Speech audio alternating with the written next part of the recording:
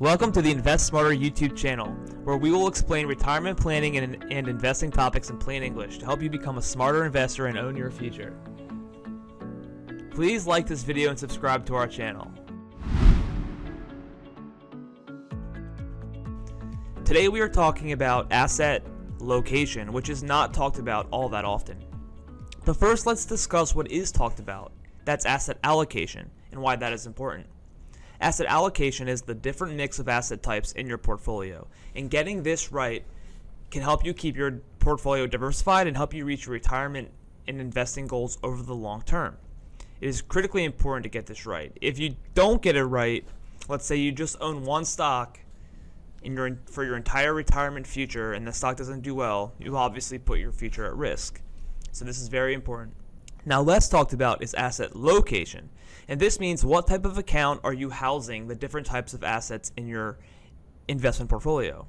So let's say you owned munis, stocks, corporate bonds, and REITs in your portfolio, and you have a regular brokerage account, an IRA, and a Roth IRA.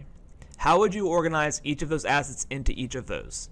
That is what asset location is, and it can help you improve your after-tax returns over the long term. If you don't do anything, and you just ignore this, you'll probably be all right, but you'll probably be paying taxes that you just don't need to be.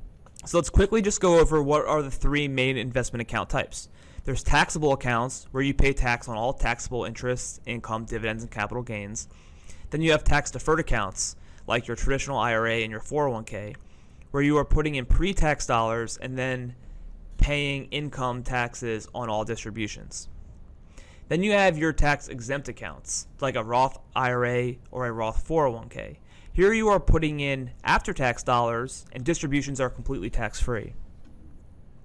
So now on to the meat of the subject. Let's talk about what goes where, and I'm going to label the account type for each asset as most appropriate, appropriate, or less appropriate.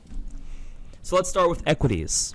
So stocks, exchange-traded funds, or mutual funds that you as an investor are planning on holding for long-term growth. So for the purposes of our discussion, at least 1 year. You're holding it for at least 1 year. Returns from these investments are taxed at favorable long-term capital gains rates. Also, qualified dividends are taxed at favorable rates of either 0, 15%, or 20% based on your income and filing status. And non-qualified dividends are taxed at ordinary income rates. So since tax rates are generally more favorable for investors holding equities long-term, it makes sense to house these long-term equities in taxable accounts. It may also be appropriate to hold them in tax-deferred accounts. As you rebalance equities in a tax-deferred account over time, you will not be taxed on the gains and dividends that you receive as you go along. But of course, when you ultimately take distributions, you will be paying ordinary income taxes. Now, with your IRA, remember, you're in a partnership with the government, and the government is like the controlling partner because they control taxes. Meaning, if we think tax rates are only going to go up from here, that's something to keep in mind, because if in 20 years when you're taking distributions, tax rates have flown higher, well then you need to factor that in. Equities are a perfectly appropriate spot in a Roth IRA. In general, your highest growth equities make sense in a Roth or a tax-exempt account.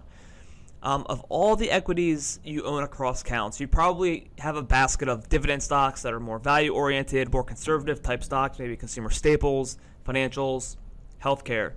These may make more sense in the taxable account, as you'll take advantage of the lower dividend tax rates and long-term capital gains on stocks where a lot of the return is actually coming from dividends, for instance. Now, if you're someone who has a few stocks or has a portion of their portfolio that is in individual stocks that you feel are just going to go through the moon, they're your home run stocks, they're the stocks you're really excited about, and you think there's a massive exponential, infinite gain, well then you want to put them in the Roth, because you'll never pay a dime on those gains should they come to fruition, which I sure hope they do for you. Next up, let's talk about muni bonds, or municipal bonds and municipal mutual funds. The interest received from these are federally tax-free and often free of state and local taxes as well. So these securities definitely do not belong in an IRA or a tax-deferred account, because you would essentially be turning something that is tax-free into something taxable. So save room in your tax-deferred accounts for things other than munis. Leave them in your taxable account. Because and also it doesn't really make sense in a Roth. I guess you could, but again, save room because you'd just be doubling your tax-free efforts for no reason. Now let's talk about real estate investment trusts, or REITs. About 80% of dividends that REITs pay are generally taxed at ordinary income rates. And of course that is not favorable because those are typically your highest rates. So REITs make by far the most sense in tax-deferred accounts and tax-exempt or Roth accounts. They'll be okay in taxable accounts, but it's not the most efficient approach.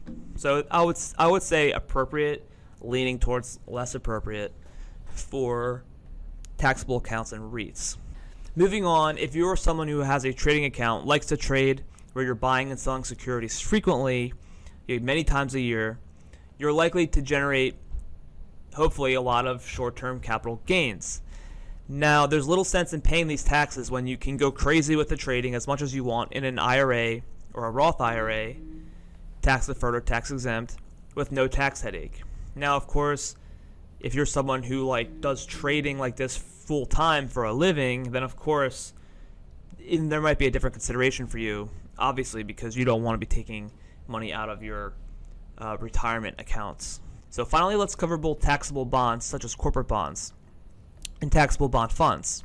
These make the most sense by far in tax-deferred and tax-exempt accounts because pretty much all of the income that you're going to get, all of the return that you're going to get from these is in the form of interest, which is going to be taxed at ordinary income rates. Obviously, this is going to be the highest rate, so just plug them into your IRA or Roth IRA, and you'll be able to receive all of that interest and never have to pay tax until you either take distributions or no tax at all if you have them housed in a tax-exempt account. Bottom line is tax-efficient investing doesn't require any special skill, just the knowledge of what goes where.